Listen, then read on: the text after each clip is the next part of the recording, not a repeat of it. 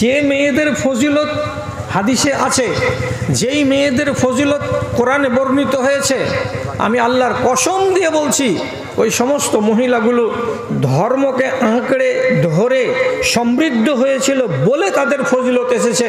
আর যদি ন্যাংটা হতো তেহজিবের দিক দিয়ে, তামাদ্দুনের দিক দিয়ে, ধর্মের দিক দিয়ে, তো তাহলে তাদের ফজিলত প্রতিষ্ঠিত হতো না বা হয়নি। কোরআন মাজিদে কত নারী আছে জানেন, যারা ফজিলতে আপনাকে টেক্কা দেবে। আমি একটা নাম বলি, হযরত মুসা আলাইহিস সালাতু ওয়াস সালামের মা, তার আলোচনা মিষ্টি করে কোরআনে লেখা আছে। ফিরাউনের স্ত্রী আসিয়া, তার আলোচনা লেখা আছে। আবার আবু জাহালের, আবু লাহাবের স্ত্রী উম্মে জামিল, তারও আলোচনা লেখা আছে।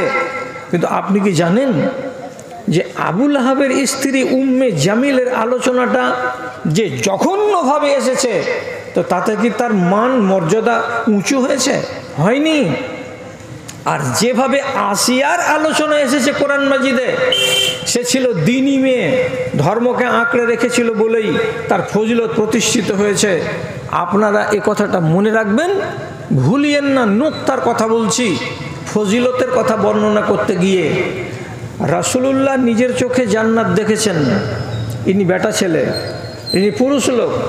আপনি তো বলতে পারবেন যে কোনো মহিলা কি আল্লাহ রাব্বুল আলামিনের জান্নাত দেখে ভাগ্যবতী হতে পেরেছে?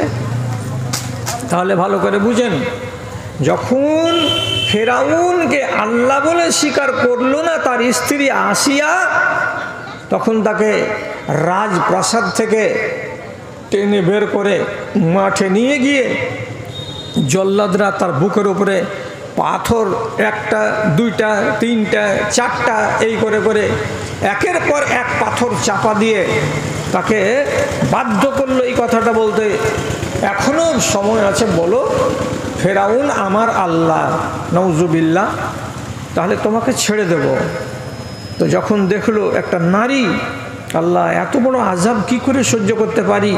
এখন মানুষ কথায় বলে যে ঠেলার নাম বাবাজি, সহ্য করতে পারবো না আযাব, তখন হয়তো বলে বসবো কি ফেরাউন আমার স্বামী হলো এবং ফেরাউন আমার আল্লাহ হলো। তো যদি এই কথাটা বলে দিই তাহলে তো আমার সব চলে গেল রসাতলে। তখন কাতর কণ্ঠে আল্লাহ তাআলাকে বলেছিলেন, রব্বে বিনিলি ইনদাকা বাইতান ফিল জান্নাতে ওয়া নাজ্জিনি মিন ফিরআউনা ওয়া আমালিহি ওয়া নাজ্জিনি মিনাল কওমিজ জালিমিন।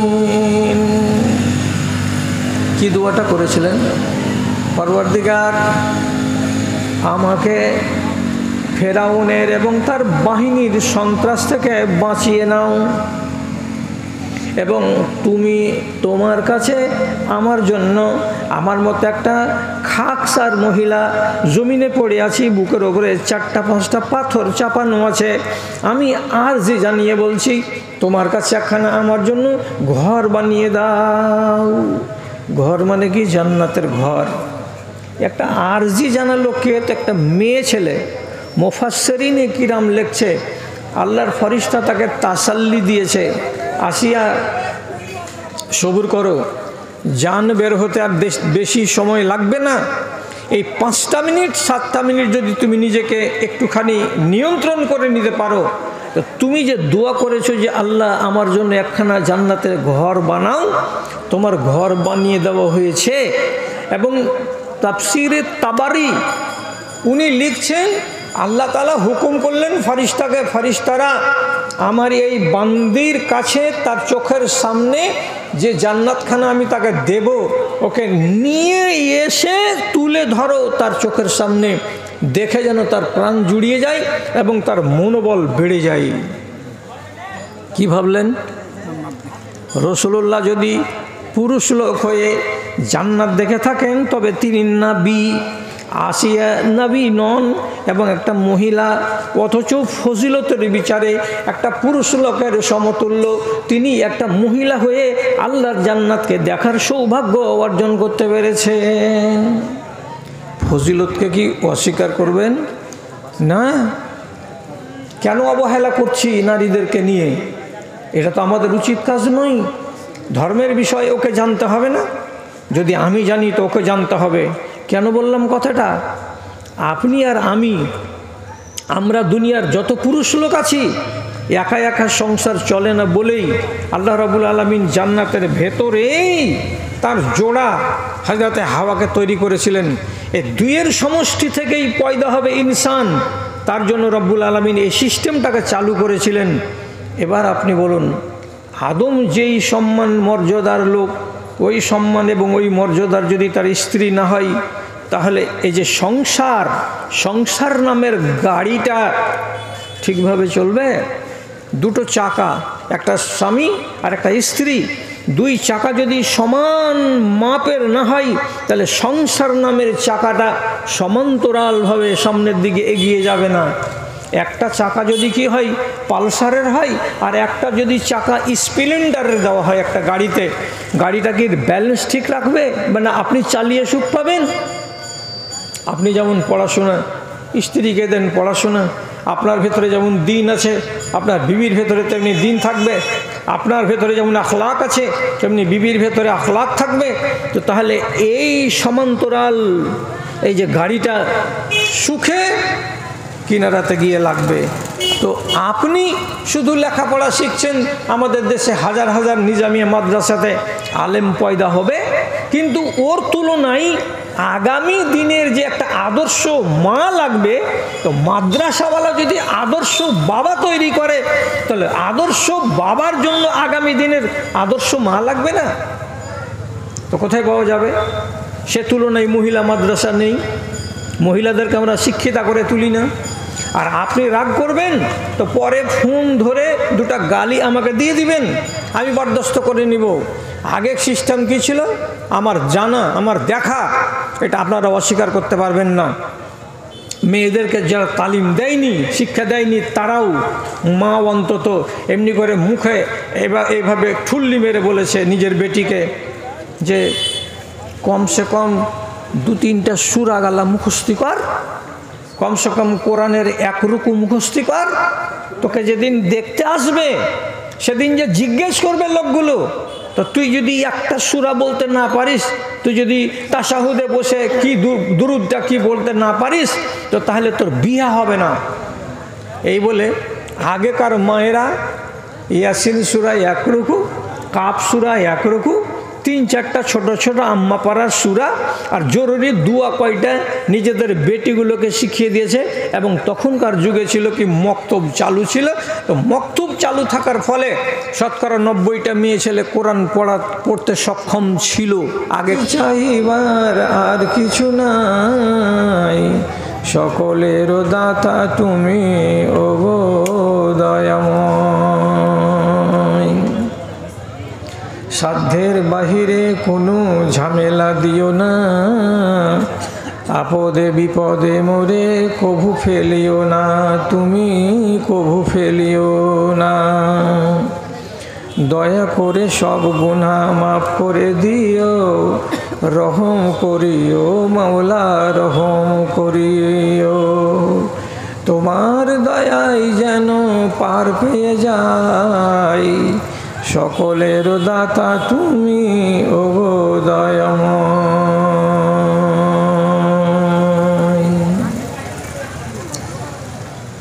শ্রদ্ধেয় সভাপতি সাহেব, সমবেত এই গ্রামের এই প্রান্ত থেকে ওই প্রান্ত থেকে ইমানি জজবাকে সাথে নিয়ে, দিনের দরদকে বুকে নিয়ে উপস্থিত আমার প্রাণের ভাই বন্ধুগণ, তথা মহিলা মহলে স্ক্রিনের সামনে বিক্ষিপ্তভাবে বসে থাকা আমার স্নেহের মাতা ও ভগ্নীগণ, আল্লাহ তাআলার শুকরিয়া আদায় করছি যে প্রতিবেশী গ্রাম হতে গেলেও আমার বক্তৃতার জীবনের পালা অত্যন্ত লম্বা। তো এত লম্বা সময়ের ভেতরে ইতিপূর্বে আপনার এখানে আসার আমার মন বলছে সুযোগ হয়নি। সুযোগ হয়েছে তো জীবনের পড়ন্ত বেলায়। এটা আমার জালসার ইতিহাসে যে লম্বা তালিকা আছে তার ভেতরে নতুন নাম হিসাবে সংযোজিত হবে, এটাই আমার কাছে আনন্দের বিষয়। হাজিরি তো দিতে পারলাম অন্তত পক্ষে যে হ্যাঁ এই গ্রামে এসেছিলাম একবার। আজকে আপনাদের এই গ্রামের মহিলা মাদ্রাসার উন্নতিকল্পে অনুষ্ঠিত এই জালসায় যে হারে আপনারা এখানে এসেছেন, এটা অবশ্যই খানিকটা বেদনাদায়ক, দুঃখজনক যে এত বড় গ্রাম আর এই গ্রামে এ মুষ্টিমেয় কিছু লোক, বলতে হবে যে যারা বেশি হুঁশিয়ার মানুষ, তারা খাওয়া দাওয়া শেষ করে বাজার টাজার করে নিজের আরামের জায়গায় পৌঁছে গেছেন। আর যারা পাগল খেপা, তারা হয়তো এটা বুঝতে পারেনি বলে এখনও আমাদের মতো এই জ্ঞানের কাঙাল মানুষগুলোর দু একটা কথা শুনবো বলে বসে আছেন। যাই হোক, যে কিছু কথা, যে কটা কথা আপনাদেরকে বলতে যাচ্ছি, কম লোক হতে গেলেও এই লক্ষ্যটা আপনারা যদি কথাটিকে হেফাজত করেন তো ইনশাআল্লাহ কাজ দেবে। বিষয়টা হলো, মানুষের ইতিহাসে যে কোনো সমাজে নারী জাতি অবহেলিত থেকেছে। কোনো সমাজ নারীকে তার ইনসাফ দেয়নি। রাসূলুল্লাহ যখন আত্মপ্রকাশ করছেন, তখন রাসূলুল্লাহর হাতে হাত রেখে কালেমা পড়া লোক কাইস বিন সাবেদ, উনি নিজে বলছেন, আমি আমার 7টা মেয়েকে জীবন্ত অবস্থাতে পুঁতে দিয়েছি। বলেন, বাপ যদি নিজের ঔরসজাত মহিলাকে, মেয়েকে জীবন্ত পুঁতে দেয়, তাহলে ওই সমাজের অবস্থাটা কি ছিল? মিশরের সমাজে মিশরের লোক নিজের নীল নদের ঘাটে, যাদের বাড়ির সামনে যেটা ঘাট আছে, নিজের ঘাটে একটা করে সুন্দরী মেয়ে ছেলেকে তাদের এলাকার, তাদের গ্রামেগঞ্জে থেকে এনে তারা বলি দিত, হাত বেঁধে দিত, পা বেঁধে দিত, কাপড়গুলোকে সব খুলে নিত, আর নেওয়ার পরে উলঙ্গ করে একটা মেয়ে ছেলেকে নদীতে ফেলে দিত, ডুবে মরত। আকীদাটা কি? যদি বছরে একবার করে নীল নদীকে এইভাবে বলি না দেওয়া যায়, তাহলে পানি আসবে না, পানি না আসতে গেলে সেচের ব্যবস্থা মার খাবে। অতএব নীল নদকে রাজি করার জন্য প্রাণের বলি দেয়া, এটাও কি সভ্যতা? খ্রিস্টান জগৎ মেয়ে ছেলেদের সম্পর্কে তাদের এত জঘন্য ধারণা আছে যে তারা বলে যে তোমরা শয়তান দেখবা। যদি কেউ বলে শয়তান দেখব, তা আরেকজন বলবে শয়তান দেখবা, হ্যাঁ। তো কোনো একটা নারীকে তার দিকে আঙুল তুলে দেখিয়ে দিয়ে বলবে, এই যে দেখো শয়তান। এই রূপে শয়তান থাকে, আর এই রূপে যারা আছে তারাই হচ্ছে শয়তান। অথচ এই শয়তানের পেট থেকে এই ভালো মানুষ আবার জন্মগ্রহণ করছে। তাহলে আকীদাটা কত জঘন্য! আপনি খবর রাখেন কি রাখেন না, আল্লাহ পাকের নবীর আগমনের অনতি পরে মিশরের মাটিতে, এটা হলো পুরাতন তেহজিবের দেশ, পুরাতন তামাদ্দুনের দেশ, সেখানে এক ইংরেজ মহিলা ছিল খ্রিস্টান, তার নাম হলো হাইপেশিয়া। নিজেদের মহিলা সমাজকে শিক্ষা দিচ্ছিল, এ কথাটা পাদ্রীদের বরদাস্ত হলো না। তখন ওরা করলো কি, পলিসি করে হাইপেশিয়ার মতো শিক্ষিত একটা মেয়ে ছেলেকে দিনের বেলায় উলঙ্গ করে সম্পূর্ণ গা থেকে তার কাপড়কে কেড়ে নিয়ে নাঙ্গা করে তাকে হাত বেঁধে রোডের উপরে ছেঁচড়াতে হিচড়াতে এই রোড থেকে ওই রোড, ওই স্টেট থেকে এই স্টেট, এদিক থেকে ওই দিক, এই মহল্লা থেকে ওই মহল্লা ঘুরিয়ে নিয়ে বেড়িয়ে সারাটা এলাকার লোককে জ্ঞান দিয়েছে, মহিলারা তোমরা যদি বেশি ধর্মের শিক্ষা শিখতে যাও আর এর মতো হও, তোমাদের দুর্গতি এটাই হবে।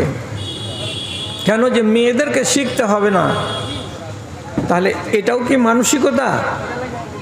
রাসূলুল্লাহ যখন এলেন এই দুনিয়ার মাটিতে, তখন ইসলাম নারী জাতিকে যে ইজ্জত দিল, যে সম্মান দিল, যে মর্যাদা দিল, পৃথিবীর ইতিহাসে আর কেউ দেয়নি। ভালো করে বুঝেন। এক সাহাবী এসে রাসূলুল্লাহর কাছে, এক মহিলা সাহাবিয়া এসে রাসূলুল্লাহর কাছে এসে শিকায়ত করে বলছেন, গালাবাত আলাইনা রিজাল ইয়া রাসূলুল্লাহ। কি মানে? হে আল্লাহ পাকের রাসূল, ছেলেরা আপনার সংস্পর্শের থেকে বেশি কথা শিখতে পারলো, জ্ঞান এদের বেড়ে গেল, এরা শিক্ষায় শিক্ষিত হলো, কিন্তু আমরা মেয়ে ছেলে আপনার পাশে বসার সুযোগ পাই না, যার কারণে আমাদের জ্ঞান সীমিত হয়ে থেকে গেল, আমরা শিক্ষিতা হতে পারলাম না। কথাটা তো ঠিক। রাসূলের কাছে অভিযোগ যে ওরা জ্ঞানী হলো আর আমরা জ্ঞানী হতে পারলাম না, আপনার কাছে বসতেও পাই না আর আপনার কাছে আমরা শিখতেও পাই না। রাসূলুল্লাহ ওই মহিলাকে জবাব দিয়ে বললেন, ঠিক আছে ঠিক আছে, তোমাদের জন্য আমি নির্দিষ্ট জায়গা করে দিচ্ছি, নির্দিষ্ট স্থান করে দিচ্ছি, ওইখানে তোমরা সময় মতো হাজির হও, আমি তোমাদেরকে দ্বীনের বিষয়ে জ্ঞান দেব। তখন রাসূলুল্লাহ এক সাহাবীর একটা বড় বারান্দা ছিল, সেই বারান্দাতে জায়গাটাকে স্থির করে দিলেন। মহিলারা এসে তাদের দ্বীনের বিষয়ে কথাগুলো শিখত, জ্ঞান অর্জন করত। পুরুষরা যেমন জ্ঞানী হয়েছে ইসলামকে শিখে, তেমনি নারীরাও ইসলামকে শিখে সমৃদ্ধ হয়েছে। এটা হলো ইসলামের অবদান। আমাদের দেশে একটা বদ রেওয়াজ আছে, সেটা কি? ছেলে এবং মেয়ে শিক্ষাই সমান, কিসে? তো আধুনিক শিক্ষাই। কিন্তু ছেলে আর মেয়ে ধর্মের শিক্ষাতে সমান নয়। আমাদের সমাজের আজও 90% বাড়ির লোক নিজেদের মেয়েদেরকে ধর্মীয় শিক্ষা দেওয়ার ব্যাপারে আগ্রহী নয়, অথচ দুনিয়ার শিক্ষা দেওয়ার বিষয়ে 100 ভাগ পরিবার সবাই আগ্রহী। এটা কেন? নাইনসাফিটা কিসের? কার দিনে মক্তব উঠে গেছে, হাই মাদ্রাসা হাই স্কুল বহল তবিয়াতে আছে। হাই মাদ্রাসাতে অ্যারাবিকের সাবজেক্টে অ্যাডিশনাল, তোমার মন হয়তো পড়ো না মন হয়তো না পড়ো, যার কারণে মুসলমানের বাড়িতে গাদা গাদা ডজনের ডজন মেয়ে ছেলে ভালো নম্বরে পাস করছে, ইংরেজি পড়তে পারবে, বাংলা পড়তে পারবে, কিন্তু ওই মেয়েকে যদি আপনি বলেন কোরআনের একটা লাইন পড়ে দেখাতো, এমনি করে বড় বড় চোখ করে দেখবে আর বলবে হা হা লাদি, এসব আঁকামাকা কথা তো আমরা পড়তে পারি না। ধিক তোমার জিন্দেগিতে, ধিক ওই নারীর কপালে, ধিক যে তুমি তোমার কিতাবকে আজ পর্যন্ত পড়তে শিখতে পারলে না। আরে তর্জমা তো জানা দূরের কথা। দাদারা, কি আপনার আগে বলবো, মনটা ভেঙে আছে তবু বলে যাচ্ছি। একটা প্রেসার কুকার যদি কিনেন তো বাড়ি এনে খুলে দেখবেন ভিতরে 4-5 পাতার একটা আছে, পমফ্লেট আছে, ওটাকে বলে ক্যাটলগ। ক্যাটলগটার মানে কি? এর ছিপিটা কেমন করে খুলবে, এর ঢাকনাটা কেমন করে ঢুকাবে, রাবারটা কেমন করে লাগাতে হবে, পিনটাকে পরিষ্কার কেমন করে করতে হবে, এই কথাগুলো যদি না শিখো তাহলে তোমার দ্বারাই সম্ভব নয় প্রেসার কুকার চালানো। এবং আসলেই বলছি, যে মায়েরা প্রেসার কুকার ব্যবহার করেনি, আজকার দিনের কোনো একটা মহিলাকে দিয়ে দেন তো প্রেসার কুকার, যখন লাগাতে যাবে ঢাকনাটা, তো ঢাকনা লাগাতেও পারবে না। শাশুড়িকে যে বলবে, মাজি তোমার বেটা কেমন বাসন কিনে এনেছে দেখো, মুখ সামান নয়, টেঁড়া বেকার। কেন গে? মিলে না, দেখো তুমি দেখো। প্রেসার কুকারকে মিলাতে হয়। কি দেখে বুঝবে? ক্যাটলগ দেখে বুঝবে। ক্যাটলগ যদি না বুঝো প্রেসার কুকার বুঝবে না। তাহলে আমি 65 বছরের জীবনটা যে এই দুনিয়াতে বাঁচবো, কিভাবে বাঁচবো, তার জন্য এটা হলো ক্যাটলগ। খাবে কি তা লেখা আছে, খাবে না কি তা লেখা আছে, পড়বে কি তা লেখা আছে, করবে না কি তা লেখা আছে, করবে কি তা লেখা আছে, করবে না কি তা লেখা আছে। এটাকে যদি আমি নিজের আয়ত্ত করতে পারি তাহলে আমি হলাম ইমানদার, আমি হলাম মুসলমান পাকা। আর ক্যাটলগ যদি জীবনে পড়ার মতো মুরুদ আমার না হয়, তাহলে কেমন গরু আর ছাগল খায় আর বাঁচে এবং কসাইখানাতে যাই জবে হয়ে যায়, মানুষ তাকে খেয়ে শেষ করে দেয়, এটাই হলো তার জীবন। তেমনি আপনার জীবন খেয়ে দিয়ে পেশাব পায়খানা করে আয়ুটাকে শেষ করে দিলেন, কবরে চলে গেলেন। আপনাতে আর একটা 4 পায়ের জানোয়ারে কোনো তফাৎ নাই। কেন এখান থেকে দূরে রাখলাম মায়েদেরকে, মহিলাদেরকে? এই গরজটা আছে কেন বুঝলাম 3 বছর আগে, শুক্রবারের লোক। আমরা একটু ভুল করেছি, আমাদেরকে অনেক আগে ভাবা দরকার ছিল। আমার গ্রামে কতটি মেয়ে ছেলে লজ্জাবতী তৈরি হতো, কতটি মেয়ে ছেলে আলেমা তৈরি হতো, কতটি মেয়ে ছেলে পর্দা নাসিন তৈরি হতো। আর এই মেয়েগুলো আগামী দিনের মা, এরা যদি আদর্শ মা হয় তাহলে ওর নসল হবে আদর্শ। এ কথাটাকে আপনি অস্বীকার করেন? মেয়েদের ফজিলতকে খাটো করবেন না। আমি আপনাকে খুব জোর দিয়ে বলছি, ভালো করে শুনেন। ইমরান বিন হুসাইন রাজিয়াল্লাহু তাআলা আনহু এমনই একজন সাহাবী, তাকে একবার করে সকালে আর একবার করে বিকালে আল্লাহর ফেরেশতা এসে সালাম দিয়ে যেত। বাড়িতে আসতো, আসসালামু আলাইকুম। উনি দেখতে পেতেন না, কিন্তু সালামটা শুনতেন, ওয়ালাইকুম আসসালাম। এবং তিনি নিজে জানছেন, তিনি নিজে বুঝছেন যে এই সালামটা আমাকে কে দিচ্ছে? আল্লাহর ফেরেশতা দিচ্ছে। ইনি পাইলসের রোগে আক্রান্ত ছিলেন, ইমরান বিন হুসাইন। ব্লিডিং হতো, কষ্ট পেতেন খুব। তখনকার যুগে তার ট্রিটমেন্ট সমুচিত ছিল না। একটাই ট্রিটমেন্ট ছিল কি, লোহাকে গরম করে যতটা সম্ভব ওই যখন মাংসপিণ্ডটা বেরিয়ে চলে আসবে, ওই হালাতে ওই কাঁচা মাংসগুলোতে গরম লোহাকে যদি ছ্যাঁকা দেওয়া যায় তাহলে কিছুটা ক্ষান্ত হয়, খানিকটা আরাম পাওয়া যায়। এই ওষুধটা ছাড়া তখনকার জমানায় মানুষের জানা ওষুধ আর ছিল না। সবুর করে করে দিন কাটছে। সকালে একবার ফেরেশতা সালাম দিচ্ছে, বিকেলে একবার ফেরেশতা সালাম দিচ্ছে। হঠাৎ একদিন স্ত্রী পরামর্শ দিয়ে বলছেন, স্বামী আমার, কত কষ্ট করবা, কত ব্লিডিং আর তোমার দেখব। যখন আমাদের দেশে প্রচলিত ওষুধ এটা আছে, তুমি একবার কি করো, লোহাকে গরম করে ওখানে ছ্যাঁকা লাগাও। এটাকে আরবিতে বলা হয় কাওয়া। তখন তিনি কি করলেন, ফালাম্মাক তাওয়া, সহ্য করতে না পেরে একদিন তিনি লোহাকে গরম করে শেষখানে নিজের মলদারের ওই মাংসে যেমনি লাগালেন, তারপরে কিছুটা আরাম হলো। আর যেমনি লোহা ব্যবহার করে নিলেন, আল্লাহর ভরসা ছিল এতদিন। আজ থেকে যখন ওষুধ ব্যবহার করে নিলেন, তারপর দিন সকালবেলায় আল্লাহর ফেরেশতারা আর এলেন না, বিকালবেলায় আবার অপেক্ষা করছেন, আল্লাহর ফেরেশতারা সালাম দিতে এলেন না। জানাজানি হলো, ফেরেশতা আসে না। কেন আসে না জানি না। কি অপরাধ করেছো? তো অপরাধ তো কিছু করিনি, 5 বছর ধরে সহ্য করে আসছি। গতকালকে এই ওষুধটা ব্যবহার করেছি, আল্লাহর ভরসাতে ছিলাম, আল্লাহর ভরসাটাকে বাদ দিয়ে ওষুধ ব্যবহার করলাম। তাওয়াক্কুলটাকে একটুখানি আমি কমিয়ে ফেলেছি, যার কারণে হয়তো। দিয়ে আবার তিনি তওবা করে নিলেন, নিয়ে বলছেন, আল্লাহ, মরে যাব তো মরেই যাব, কিন্তু আর আমি এই লোহা ব্যবহার করব না মলদারে, যাতে আমি আরাম পাবো বলে। তিনি যখন এটা থেকে আবার নিজেকে ফিরিয়ে নিয়ে চলে আসলেন, 8 দিন পর আবার ব্যথা হচ্ছে, ব্লিডিং হচ্ছে, তবুও তিনি লোহা গরম করে লাগালেন না। তখন ফের 8 দিন পরে আবার হঠাৎ একদিন সকালবেলায় আওয়াজ আসছে, আসসালামু আলাইকুম রহমতুল্লাহ। ফেরেশতারা আসছেন সালাম দিতে। এই ফজিলতের কথাটা সবাই গর্বের সাথে বলে যে আহারে তকদিরওয়ালা সাহাবী ইমরান বিন হুসাইন। তো পুরুষরা বলে কি, এটা পুরুষদের নসিব, এটা পুরুষদের কপাল, এটা পুরুষদের তকদির। তাহলে মেয়ে ছেলে মাইনাস। কিন্তু মেয়ে ছেলেকে আল্লাহ রাব্বুল আলামিন আপনার থেকে ফজিলতে কি কম করে রেখেছেন? রাখেননি। কেন রাখেননি?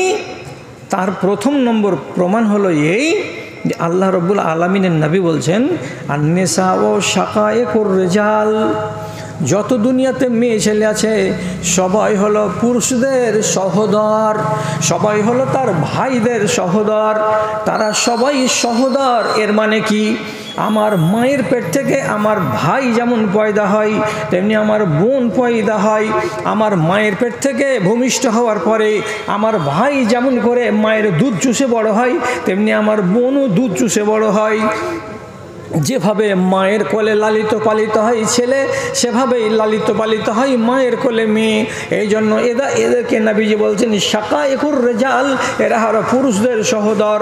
কাজে পুরুষেরা যা যা করবে নারীরাও তাই তাই করবে। পুরুষের যা যা অধিকার নারীদের তাই তাই অধিকার। মেয়েদেরকে অধিকার থেকে বঞ্চিত করা যাবে না। জি হ্যাঁ, আপনি বেশিক্ষণ আপনার আগে জ্বালাবো না, যেহেতু কম লোক আছেন আর সহ্যের একটা সীমা আছে। 12টা বেজে গেলে আমাদের তো 12টা বেজেই যাবে। আমি আপনাকে বলছি দাদা, আমার 35 নম্বর আয়াত সূরা আহজাব, সূরা আহজাব। আগামীকালকে কাউরি কাছে যদি বাংলা কোরআন মাজিদ থাকে তো খুলবেন, আর খোলার পরে দেখবেন। সবারই কাছে থাকে না, মানে 25-30 হাজার টাকার অ্যান্ড্রয়েড মোবাইল কিনতে ব্যথা লাগে না, কিন্তু 300 টাকা দিয়ে একটা বাংলা কোরআন মাজিদ রাখতে মানুষের খুব কষ্ট। যদি থাকে তো দেখবেন ওইখানে ওই আয়াতটাতে লেখা আছে 10টা গুণের কথা। 10টা গুণ, কি 10টা গুণ রাখা আছে? আল্লাহ তাআলা বলছেন ইন্নাল মুসলিমিনা ওয়াল মুসলিমাত ওয়াল মুমিনিনা ওয়াল মুমিনাত ওয়াল কানিতিনা ওয়াল কানিতাত ওয়াস সাবিরিনা ওয়াস সাবিরাত ওয়াল মুতাসাদ্দিকিনা ওয়াল মুতাসাদ্দিকাত। ছেড়ে দিলাম। কি আল্লাহ তাআলা বলছেন? মুসলমান পুরুষ লোক এবং মুসলমান মেয়ে ছেলে, মুমিন পুরুষ লোক এবং মুমিন মেয়ে ছেলে, ধৈর্য ধারণকারী বেটা ছেলে এবং ধৈর্য ধারণকারিণী মেয়ে ছেলে, সাদকা দানকারী পুরুষ লোক এবং সাদকা দানকারিণী মেয়ে ছেলে, আল্লাহকে স্মরণকারী পুরুষ লোক এবং আল্লাহকে স্মরণকারী মেয়ে ছেলে, আল্লাহর ভয়ে নিজেকে কুঞ্চিত করে দেওয়া পুরুষ লোক এবং আল্লাহর ভয়ে নিজেকে জড়ো করে নেওয়া একটা মেয়ে ছেলে, আল্লাহর জন্য নিজের আবরুকে সুরক্ষিত করা বেটা ছেলে এবং আল্লাহর জন্য নিজের আবরুকে সুরক্ষিত করা একটা মেয়ে ছেলে। এই রকম করে রব্বুল আলামিন 10টা গুণকে বেটা ছেলে বেটি ছেলে, নর এবং নারী সমান সমান সমান সমান করে ভাগ করে দিলেন। তুমি যেমন সবুরকারী হও তেমনি মেয়ে ছেলেও সবুরকারী হয়, তুমি যেমন মুমিন হও মেয়ে ছেলেও মুমিনা হয়, তুমি যেমন মুসলমান হও তেমনি মেয়ে ছেলেও মুসলমান হয়, তুমি যেমন রোজাদার হও তেমনি মেয়ে ছেলেও রোজাদার হয়, তুমি যেমন আল্লাহকে স্মরণ করো মেয়ে ছেলে তেমনি আল্লাহকে স্মরণ করে, তুমি যেমন জাকাত দিতে পারো তেমনি মেয়ে ছেলেও জাকাত দিতে পারে, তুমি যেমন নিজের হেফাজত করো আবরু ইজ্জতের তেমনি মেয়ে ছেলেও হেফাজত করে আবরু ইজ্জতের। 10টা চরিত্রে সমান সমান সমান দিয়ে আল্লাহ তাআলা বলছেন আদাল্লাহুল্লাহ, আল্লাহ রাব্বুল আলামিন এই সমস্ত লোকেদের জন্য জান্নাত তৈরি করে রেখেছেন। তাহলে আমাদের কাম্য, আমাদের গন্তব্য কি? সবারই একটাই, মরার পরে আল্লাহ যেন জান্নাত দেয়। তো 10টা গুণে গুণান্বিত ছেলে যদি জান্নাত পেল, আপনি আপত্তি করেন? 10টা গুণে গুণান্বিত মেয়ে ছেলে আর কিছু পাবে? জান্নাত কেন দেওয়া হলো না? ভাই আমার, ওরও জন্য যেমন জান্নাত, আপনার জন্য তেমন জান্নাত। ও যেমন বৈশিষ্ট্যে গুণগত বিচারে আপনার সমান, তেমনি আপনি ওর সমান। আল্লাহ তাআলা বলছেন তোমাদেরকে আমি সব দিক দিয়ে সবাইকে সমান করেছি, কেউ বড় নয় কেউ ছোট নয়। এখন আপনারা মনে মনে বলবেন, হাজি দুনিয়ার মাওলানার মুখ থেকে ওয়াজ শুনলাম পুরুষেরা হলো মালিক, পুরুষেরা হলো হাকিম, পুরুষেরা হলো মেয়ে ছেলেদের উপরে পৃষ্ঠপোষক, উমুক তুমুক, তো তুমি বলছো সব সমান। আরে বাবা, আমি কি অস্বীকার করছি? দুজন সমান অধিকারের দিক দিয়ে হতে গেলেও একটা তো মালিক লাগবে। আল্লাহ তাআলা মালিক বানিয়েছেন আপনাকে, তো কেন? কোরআনে লেখা আছে বিমা আনফাকতুম আলাইহিন্না, যেহেতু তুমি টাকা খরচ করো ওই মেয়েটার পিছনে, এই জন্য আল্লাহ তাআলা তোমাকে মালিক বানালো আর মেয়ে ছেলেটাকে তোমার অধীনস্থ বানালো। তার মানে এটা নয় যে ওই মেয়ে ছেলেটির ইজ্জত একবারে চলে গেল রসাতলে আর তুমি চলে গেলে শৃঙ্গে পাহাড়ের, এমন কথাটা নয়। তোমাদের, আমাদের, আপনাদের সবার নারীদের সঙ্গে লেনা দেনা, উঠা বসা, খাওয়া দাওয়া, আচার ব্যবহার সমস্ত কিছু এক, সমস্ত কিছু সমান। জি, ফজিলতে তাকে আপনি কম করবেন না কোনো সময়। ওরা ফজিলতে পিছিয়ে নেই। আপনাকে উদাহরণ দিতে গিয়ে শুধু বলি, ভালো কাজে যদি তাদের ভালো নাম আছে, তো মন্দ কাজেও তো তাদের ব্যাপারে আল্লাহ তাআলা তফাৎ করেননি। শুনবেন, শুধু মনে রাখবেন, এটাকে বেশি লম্বা চড়া করে ঘাঁটবেন না। এক সাহাবী, তার নাম মাইজ বিন মালিক, বেচারি বিবাহিত মানুষ, ব্যভিচার করে নিয়েছিলেন। ব্যভিচার হয়ে গেল, শয়তানি ওয়াসওয়াসায়। রাসূলুল্লাহ বললেন রজম করে দাও। ওকে ময়দানে নিয়ে গিয়ে রজম করে দেওয়া হলো। তো সেই লোকটার ব্যাপারে রাসূলুল্লাহ খানিক বাদে, রজম হয়ে যাওয়ার পরে যখন মরে গেছে লোকটা, তখন খবরটা পাওয়ার পরে বলছেন আল্লাহু আকবার, এই লোকটা যে মরে গেল ব্যভিচার করার কারণে, তো এত তওবা করেছে যে আল্লাহ রাব্বুল আলামিন ওর তওবাগুলোকে নিয়ে যদি 70টা মানুষের মাথা প্রতি ভাগ করে করে করে করে দিতেন, তো ওর তওবার বদৌলতে 70টা মানুষ জান্নাত চলে যেত। তাহলে একটা মানুষ, পুরুষ লোক অপরাধ করলো, শাস্তি পেতে হলো। আলাদা কি নারীর বিধান? জি না। একটা নারীর কথা বলছি, গামেদি বংশের মহিলা, তার সম্ভাব্য নাম হচ্ছে ফাতেমা। ব্যভিচার করে নিয়েছে, বিবাহিতা স্ত্রী, মেয়ে ছেলে। রাসূলুল্লাহ বললেন রজম করে দাও। মেয়েটি বলল আমার পেটে বাচ্চা আছে। রাসূলুল্লাহ বললেন 10 মাস অপেক্ষা করো, বাচ্চা ভূমিষ্ঠ হবে, তারপরে তোমাকে মারা যাবে। বাচ্চাকে কোলে করে নিয়ে রসুলের কাছে এসে বলছেন এই বাচ্চা আমার ভূমিষ্ঠ হয়েছে, আপনি এবার আমাকে রজম করেন। রসুল বললেন বাচ্চাটা খাবে কি, তোমাকে যদি মেরে দিত? আল্লাহ পাকের রসুলকে 10 মাস আবার অপেক্ষা করালেন। এই যে এতদিন ধরে অপেক্ষা করলো, তারপরে মেয়ে ছেলেটিকে রজম করা হলো। এর ব্যাপারেও রসুলুল্লাহ আবার বলছেন যে মেয়ে ছেলেটি যে মরে গেল, মেরে ফেলা হলো, রজম করে দেওয়া হলো ব্যভিচারের কারণে। তাহলে এই সময়ের ভেতরে সে আল্লাহর কাছে এত তওবা করেছে, এত তওবা করেছে, এত তওবা করেছে যে মদিনার অধিকাংশ লোক যদি তার তওবাগুলোকে নিজের ঘাড়ে নিয়ে নেয় ভাগ করে করে, তাহলে এই মহিলার তওবার বদৌলতে এক ঝাঁক লোক মদিনার এরা জান্নাতের ভাগীদার হয়ে যেতে পারবে। ভাই আমার, আমি ডিটেলস বলছি না, শর্টে বললাম। আমি শুধু বলছি যে এই সমস্ত শাস্তির বিচারেও নারী পুরুষ আলাদা নয়। আমলের বিচারে আল্লাহ তাআলা নারী পুরুষকে আলাদা করেননি। আঙুলে গুনেন 4, 5, 6, 7, 8টা এই কটা বিধান আছে যে নারীরা আলাদা আর পুরুষরা আলাদা। শুধু একটা কথা আপনাকে আর শেখাই, কি শেখাবো আমি? পুরুষরা 4টা বিবাহ করতে পারে যদি তার সামর্থ্য থাকে। নারীরা কোটি টাকার মালিক হতে গেলেও একটাই বিবাহ করতে পাবে, এক টাইমে একের অধিক ছেলেকে বিবাহ করতে পাবে না। কথা বোঝা গেল? একটা পুরুষ লোক 4টা বিবাহ করবে একই টাইমে, তার বৈধ, কিন্তু একটা মেয়ে ছেলে একই সময়ে একাধিক পুরুষকে বিবাহ করতে পাবে না। এটা আল্লাহর বিধান, আলাদা। আর একটু আলাদা দেখেন, সামান্য, খুব বেশি বেশি আলাদা আলাদা নয়, সামান্য সামান্য আলাদা। একটা ছেলে শাবালক হলো, এবার নিজের মাকে বলেনি, বাপকে বলেনি, বংশকে বলেনি, গতীয়কে বলেনি, কাউকে বলেনি। দিল্লি খাটতে গিয়ে কোন একটা মেয়ে ছেলেকে হালাল উপায়ে বিবাহ করে স্ত্রী বানিয়ে নিয়ে বাড়ি চলে এলো। বাপ যদি বলে আমি জানতে পারিনি, এই বউকে আমি বাড়িতে উঠতে দিব না, এটা বলার অধিকার বাপের নেই। কেন?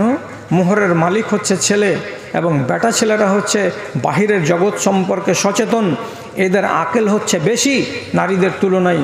অতএব তাকে আল্লাহ তাআলার পক্ষ থেকে পাওয়ার দেওয়া হয়েছে, তুমি সাবালক হওয়ার পরে যদি বিবাহ করো তুমি করে নিতে পারো। কিন্তু নারীদেরকে আল্লাহ তাআলা পাওয়ার দেননি। তুমি যতই জ্ঞানী গুণী হও না কেন, বাহিরের জগৎ সম্পর্কে তুমি তুলনায় কম জানা, অতএব তুমি একা একাই বিবাহ করতে পারবে না। তোমার বাপের, তোমার অভিভাবকের অনুমতি লাগবে, তারপরে তুমি বিবাহ করতে পারবে। একটু আলাদা হলো। আর একটু কথা বলি, সোনা চাঁদি আপনি ব্যবহার করতে পারবেন না, আমি সোনা চাঁদি ব্যবহার করতে পারবো না। কিন্তু আমার মা, খালা, পিসিরা এরা সবাই সোনা চাঁদি ব্যবহার করতে পারবে। আমি আতর ব্যবহার করতে পাবো, কিন্তু আমার মা খালারা আতর সেন্ট ব্যবহার করে বাইরে যেতে পাবে না। যদি ব্যবহার করে তাহলে ঘরের ভেতরেই থাকতে হবে, তার আঙনাতেই থাকতে হবে, আঙনার বাইরে আসতে পাবে না।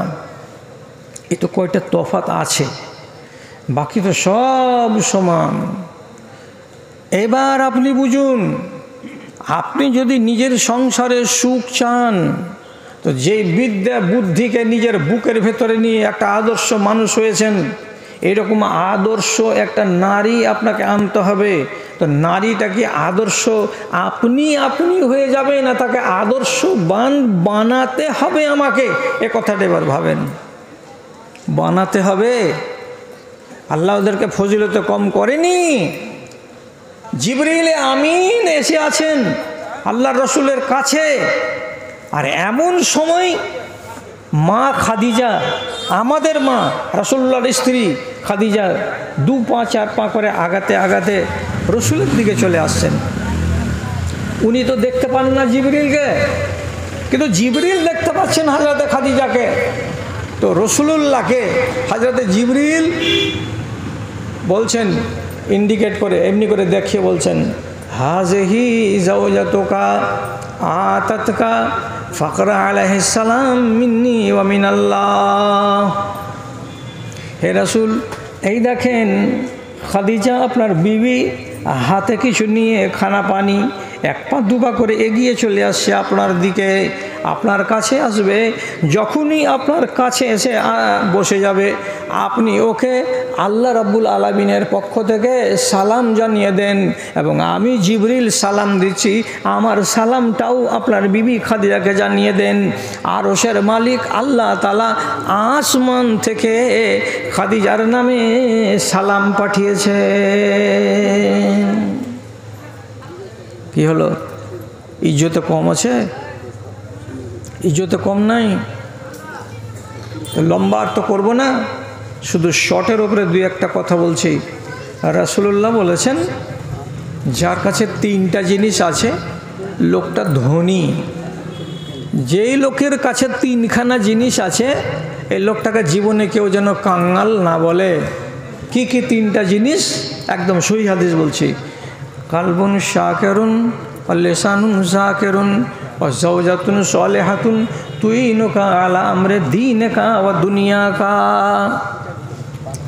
আপনাকে একটা মুখ দিয়েছে আল্লাহ তাআলা, এ মুখখানা দিয়ে আপনার মাঝে সাঝে দিনের বেলায় রাতের বেলায় যখন তখন একটু করে জিকির বের হয়। জিকির, জিকির কাকে বলে?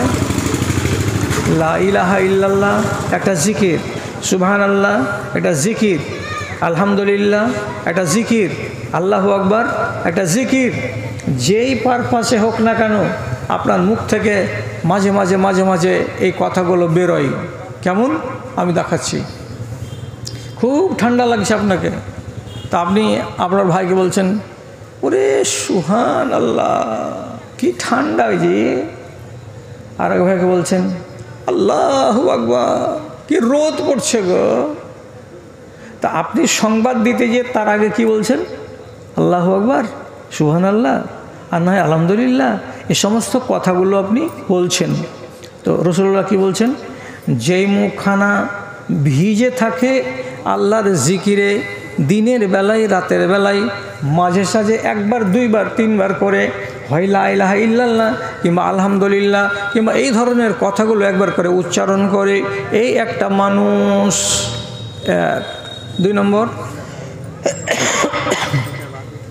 কালবুন শাকিরুন একটা মানুষ সব সময় শুকরগুজার, মানে আল্লাহর কৃতজ্ঞতা জ্ঞাপনকারী, দুঃখে সুখে অভাবে সচ্ছলতায় সব সময় ওর মুখ থেকে আপনি পাবেন না কোনো সময় যে সে অকৃতজ্ঞতার ভাষা ব্যবহার করছে। যেমন রোগে আক্রান্ত হয়ে আছে, আপনি ওকে জিজ্ঞেস করতে গেলেন, ইনামুল ভাই কেমন আছেন? তো অথচ আক্রান্ত ব্যক্তি সে আবার বলছে, যে হালাতে আল্লাহ তাআলা রেখেছেন খুব ভালো রেখেছেন, আলহামদুলিল্লাহ ভালো আছি। কথাটা কেমন হলো? অ্যাকচুয়ালি লোকটা ব্যথাগ্রস্ত, কিন্তু তারপরেও কি বলছে, আলহামদুলিল্লাহ আমি ভালো আছি। একটা লোকের ধান ডুবে গেছে 14 বিঘা, মাত্র 14 বিঘা ভুঁই থেকে পুড়িয়ে কত রকম করে এই 60-70 মণ ধান পেয়েছে, বাড়ি এসেছে। কোনো লোক জিজ্ঞেস করছে, ভাই কেমন হলো ফসল পানি? তো একগুলো লোক আছে কি শুধু কান্নাকাটি করা, মরে গেলাম, মার্ডার হয়ে গেলাম, একদম শেষ হয়ে গেছি, বরবাদ হয়ে গেছে, কিছু বাঁচেনি। এগুলো হলো কাউমাও করে বেশি বেশি কথা বলার লোক। আর একগুলো লোক কি বলছে, ওই যে 70 মণ পেয়েছি, আলহামদুলিল্লাহ, যেটি আল্লাহ তাআলা দিয়েছেন অতি খুশি, ইনশাআল্লাহ অতি আমার সিজন চলে যাবে, অসুবিধা হবে না। তাহলে আপনার মুখ থেকে কী বেরিয়ে এলো? কমের উপরেও সন্তুষ্টি, আলহামদুলিল্লাহ। তো আল্লাহ তাআলা ওয়াদা করছেন, যে ব্যক্তি শুকর করবে তাকে আমি বাড়িয়ে দেব, আর যে ব্যক্তি শুধু কাঁই করবে, যা দিয়েছিলাম তা আমি ছিনিয়ে নেব। তাহলে দুটা গুণের কথা বললাম। আপনার মুখটাতে জিকির বেরোয়, এক আপনার অন্তরটা হলো শুকরগুজার, কৃতজ্ঞতা জ্ঞাপনকারী।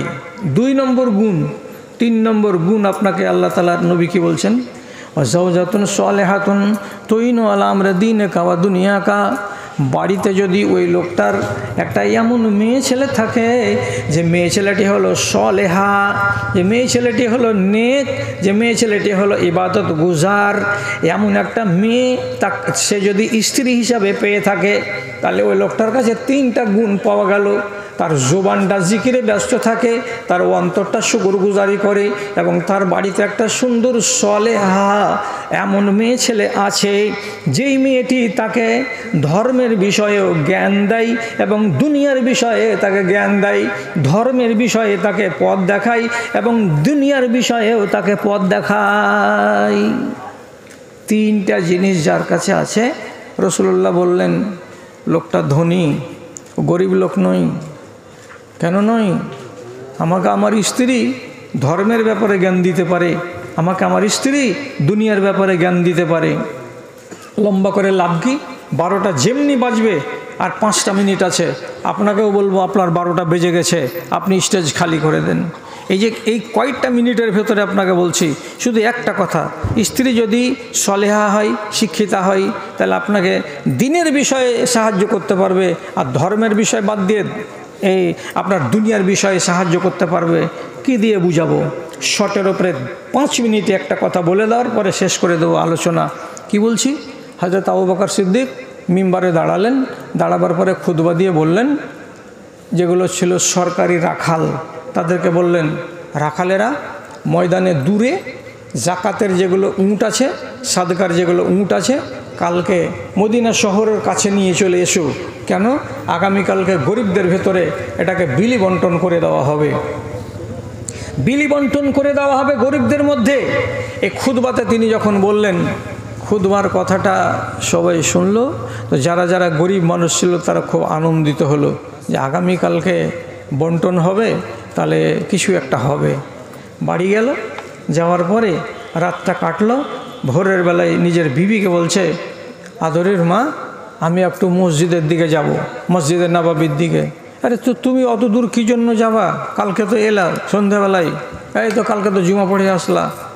বলছে না, একটা ভালো খবর আছে। কি খবর? তো এই খবর।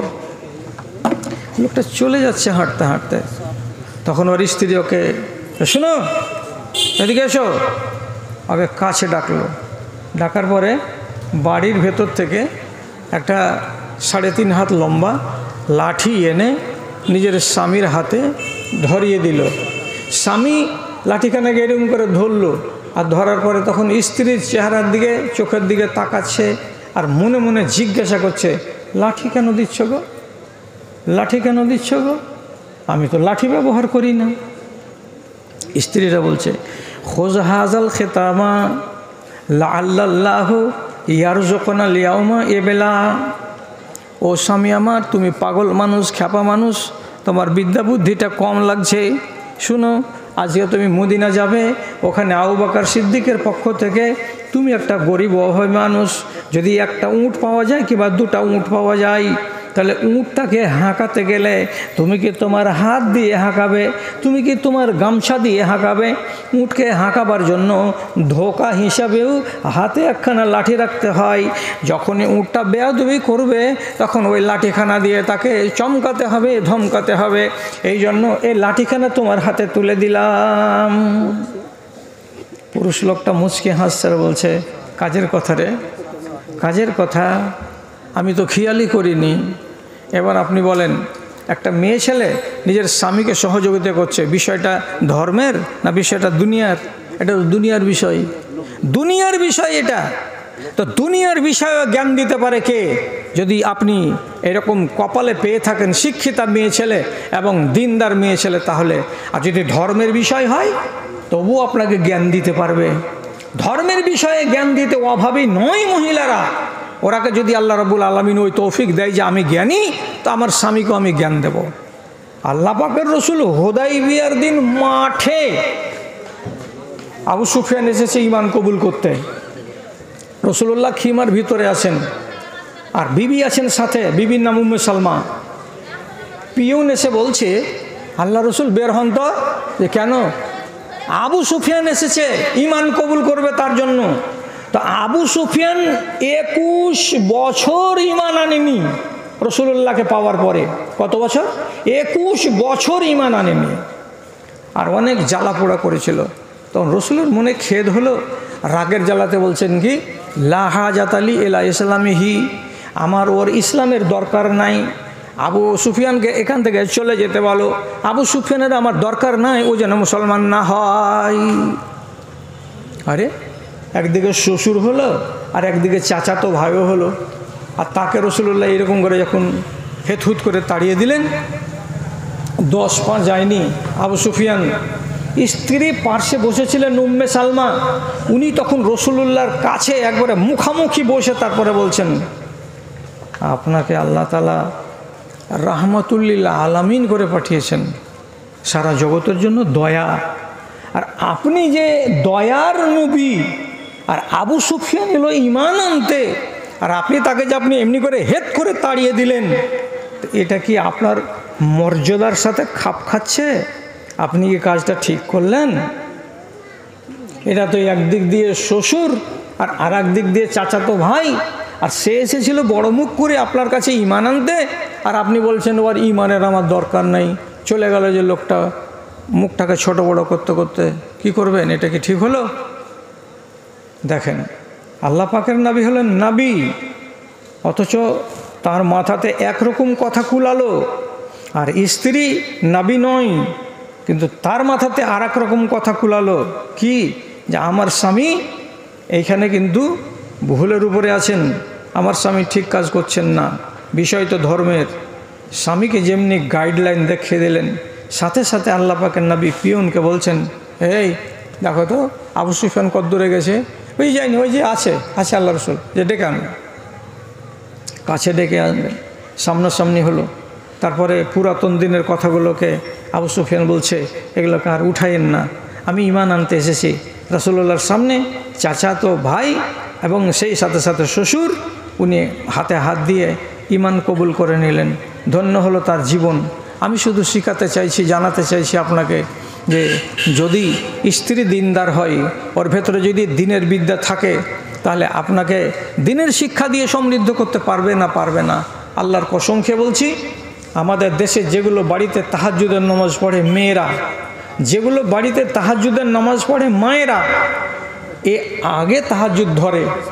আর ওই বাড়িতে যদি পুরুষ লোকেরাও তাহাজ্জুদের নামাজ পড়ে, লেখে দিতে পারবো এই কথাটা যে পুরুষ তাহাজ্জুদের নামাজ পড়ে ধরেছে, আগে তাহাজ্জুদের নামাজ স্ত্রী ধরেছে।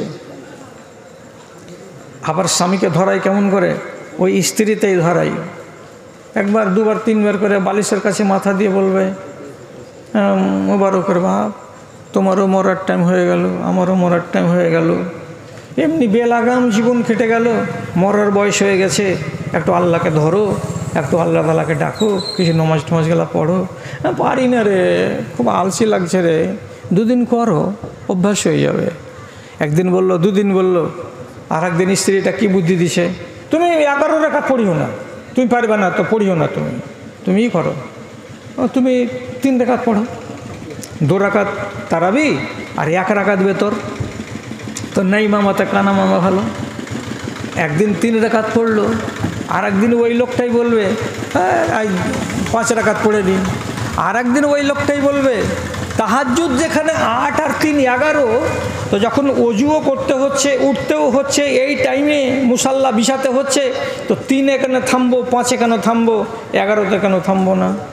স্ত্রীর গাইডলাইনে কত দুনিয়ার পুরুষ লোক নমাজি হয়ে গেছে, তাহাজ্জুদ গুজার হয়ে গেছে। স্ত্রীর পরামর্শে কত মদখোর লোক মদ ছেড়ে দিয়েছে, স্ত্রীর পরামর্শে কত চোর চুরি করা ছেড়ে দিয়েছে। কেন? যদি আল্লাহ তাআলা আপনার ভাগ্যে, আপনার তকদিরে এমন একটা স্ত্রী দিয়ে দেয় দিনদার, তাহলে পরে আপনি ওর কাছে দুনিয়ারও লাভ পাবেন, ওর কাছে দিনেরও লাভ পাবেন। তো এই লাভটা আগে হাসিল করতে হবে আমাকে কোথা থেকে? আমার আপনার মেয়েগুলোকে মহিলা মাদ্রাসাতে দিয়ে তাকে শিক্ষিতা করে তুলে তারপরে অন্যের হাতে তুলে দিতে হবে। তাহলে হবে আদর্শ মা আর বাবার সংসারে আদর্শ পরিবার।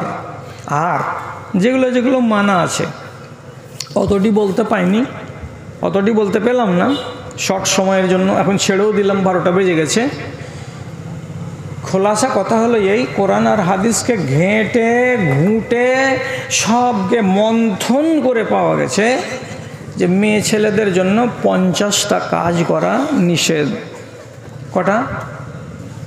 50টা কাজ মেয়ে ছেলে করতে পাবে না, এটা তাদের জন্য একটা আলাদা বিধান।